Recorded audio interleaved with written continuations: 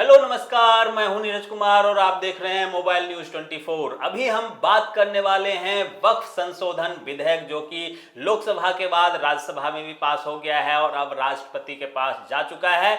जब बहुत जल्द ये कानून का शक्ल ले लेगा। जी हां, इस विषय पर बात करने के लिए हमारे साथ हैं राष्ट्रीय मुस्लिम विकास मंच के राष्ट्रीय अध्यक्ष समीर मंसूरी जी। इनसे जानेंगे कि आखिर मुसलमान जगह जगह प्रदर्शन क्यों कर रहे हैं, क्यों वो लोग परेशान हैं इस विधेयक में, जबकि ऐसा कुछ भी नहीं है जिसका विरोध किया जा सकता हो। पहले मुस्लिम समाज के लोग कहते थे, विपक्ष वाले कहते थे कि इस विधेयक से मस्जिदों का हक टूट जाएगा, मस्जिद तोड़ दिए जाएंगे, मदरसे तोड़ दिए जाएंगे, मकबरा तोड़ दिए जाएंगे। लेकिन जब ये विधेयक सामने आया तो इसमें ऐसा कुछ भी नहीं है। जहां मस्जिद है मस्जिद वहीं रहेगा, जो मकबरा है वहीं पर मकबरा बना रहेगा, कब्रिस्तान भी वहीं पर रहेगा। बस जो विवाद है वो क्या है, आखिर मुसलमान समाज के लोग क्यों विरोध कर रहे हैं। हालांकि कुछ मुसलमान इसका सपोर्ट भी कर रहे हैं। मंसूरी जी, बहुत बहुत स्वागत है मोबाइल न्यूज 24 पर।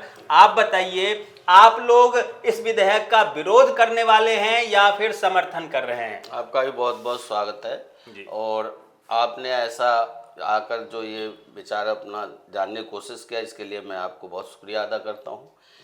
ये विधेयक जो भी कुछ हुआ, माननीय प्रधानमंत्री जी ने लाए हैं।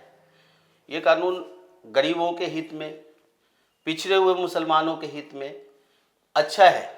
आज तक की वक्फ बोर्ड से गरीबों को कोई भला नहीं हुआ, इसलिए ये अच्छा है। अच्छा, ये गरीब मुसलमानों के हक में है, ये आप ये कहना चाह रहे हैं? बिल्कुल हक में। तो ये फिर जगह जगह प्रदर्शन जो कर रहे हैं वो क्या है? प्रदर्शन देखिए, सियासत है हिंदुस्तान की। जब ऐसी होती है तो उन गरीबों को ही आगे करके, उनको गलत मैसेज देके, भड़का करके, समझा करके, और वो गरीब को ही फिर आगे कर देते हैं प्लेटफॉर्म पे प्रदर्शन के लिए। लेकिन उनको जो प्रदर्शन कर रहे हैं उन लोगों को खुद पता नहीं है कि क्यों प्रदर्शन कर रहे हैं। इसका फायदा उनको नहीं पता, बिल्कुल पता नहीं कि हम किस लिए प्रदर्शन कर रहे हैं। ये आज तक हम कह रहे हैं कि इसमें भी वही है, 20% मुसलमान जो है 80% मुसलमानों पे आज तक हुकूमत करते आए हैं। और वो बेचारे ऐसे मुसलमान हैं जो बेलदारी करते हैं, मजदूरी करते हैं, उनको मेहनत कश लोग हैं, और उनको ही लोग जो है तरह तरह के प्रताड़ना करके उनको ठगने का काम करते हैं। आज तक इन जमीनों से बताइए कि कहीं पे किसी गरीबों को बसाने का उस जमीन पे, या किसी गरीबों को वहां पे रोजगार करने के लिए, अगर कोई गरीब वहां पे एक खोखा पटरी भी डाल रखा है, तो ये बड़े सियासी लोग जो है, या बड़े जो बनते हैं राजनीतिक फायदा लेने वाले मुसलमान, वो वहां उनसे मोटे रकम पे किराए लेते हैं। तो कुल मिला के मुसलमानों का शोषण बड़े मुसलमानों द्वारा किया जा रहा था, और अब इस कानून के आने के बाद जो गरीब मुसलमान हैं उसको भी इसका फायदा मिलेगा। जैसा कि केंद्र सरकार कह रही है कि इस कानून से गरीब मुसलमानों को फायदा होगा, घबराने की जरूरत नहीं है, प्रदर्शन की कोई बात नहीं है। हालांकि बहुत जगह मुसलमान लोग भी इसके खुशी में पटाखे भी फोड़े, मिठाइयां भी बांटी है, हमारे चैनल पे भी आप लोगों ने देखा। और वही हाल यहाँ समीर मंसूरी, जो कि राष्ट्रीय मुस्लिम विकास मंच के राष्ट्रीय अध्यक्ष हैं, ये भी इस बात का खुलासा कर रहे हैं कि इसके लिए जागरूकता फैलाने की जरूरत है। तो क्या मंसूरी जी, आप उन मुसलमानों के बीच जाकर जागरूकता फैलाएंगे ताकि उन्हें पता चले कि इस कानून का गरीब मुसलमानों को फायदा होगा, जिसका फायदा अब तक सिर्फ 80% लोग उठा रहे थे, अब उसका फायदा पूरे 100% मुसलमानों को होगा, गरीब मुसलमानों का होगा। मात्र 20% लोग ही फायदा उठा रहे हैं। 80% मुसलमानों को आज तक इससे कोई फायदा नहीं हुआ, और शोषण किया जाता है मुसलमानों को। मुसलमान ही मुसलमान को शोषण करते हैं। आज इसके नाम पे एक बताइए कि जो भी प्रदर्शन कर रहा है, जो मुसलमान हुआ हो, वहां जाकर उनसे पूछिए कि आप किस लिए कर रहे हो, क्या हुआ है, आपका क्या लूट गया है। एक बात बताइए कि हिंदुस्तान के अंदर में इतनी आज जो भाजपा सरकार या बुराइयां करते हैं मोदी सरकार को, जब इतनी देश में विकास हो रहा है, और जब विकास की ओर जाएगा, जहां हमारी जमीनें व्यस्त पड़ा हुआ है, जो लोगों को यूज में आना चाहिए, आप उस पर चंद लोग उस पर बैठे हुए हैं और उसको हक बना रखे हैं अपना, वर्क के नाम, वर्क वोट के नाम पे आप उसको अपना मलकियाना हक बना रखे हैं। आप जो दबंग आदमी है, जो पहले से जिनका खानदानी दबंगता चल रहा है, उस जमीनों पे दबंगगिरी करके उनका लोग बैठे हुए हैं, उनका किराया वो खाते हैं, उन पे उनका अधिकार चलता है। तो इससे गरीबों को कोई नुकसान नहीं है, और न देश में किसी मुसलमान को नुकसान है, न मस्जिद मदरसा कब्रिस्तान का जो कहते हैं किसी मस्जिद मदरसा कब्रिस्तान को नहीं नुकसान है। जहां मस्जिद मदरसा कब्रिस्तान है वही रहेगा। भारत सरकार ने, माननीय मोदी जी का ये आदेश है कि किसी मस्जिद मदरसे नुकसान नहीं है। मुसलमानों की हित की बात होगी और उन गरीबों के हित की बात होगी जो हमेशा पिछड़े रहे। तो फिर ये जो ओवैसी हैं या मौलाना मदनी हैं, ये कहते हैं आने वाले समय में हमें मस्जिद में नमाज पढ़ने भी नहीं दिया जाएगा, ये क्या है? बिल्कुल, देखिए, अगर मौलाना मदनी अगर इस तरीके से नहीं करेंगे, ओवैसी नहीं करेंगे, मुसलमानों को इकट्ठे नहीं करेंगे, तो उनका बिजनेस कहाँ से चलेगा? वो मुसलमानों को, सीधे साधे मुसलमानों को ये लोग बिजनेस करके तो ये लोग लग्जरी कार में घूमते हैं। आज ये मौलानाओं ने तो हमारे देश के मुसलमान अनपढ़ अज्ञानी जो है, आज शिक्षित नहीं है मुसलमान, बताइए आज इन्होंने इतने दिनों से जो मुसलमान है, बड़े बड़े मौलाना मदनी है और ये मौलाना जो आलिम है, ये तकरीर करते हैं, मुसलमानों को भड़काते हैं, तरह तरह के रोज इनको बैठ जाते हैं ये जाकर के चैनल पे, और इनको खुद जो है वहां धर्म की बात करते हैं, गलत बात करते हैं, देश में गलत मैसेज देते हैं। उनको सियासत से कितने आईएएस आईपीएस इंजीनियर बनने के लिए बच्चों को कितने इन्होंने आगे बढ़ाने का काम किया है गरीब के बच्चों को। तो बिल्कुल, पहले जिस प्रकार से कहा जाता था कि उत्तर प्रदेश में योगी जी आ जाएंगे तो मुसलमानों को खत्म कर दिया जाएगा, देश में मोदी आ गया है मुसलमानों को खत्म कर दिया जाएगा, 15 साल होने वाला है, मतलब 3 बार लोकसभा का चुनाव लगातार मोदी जी जीत के आ गए हैं। पहले भी 5 साल अटल बिहारी वाजपेयी जी 6 साल थे।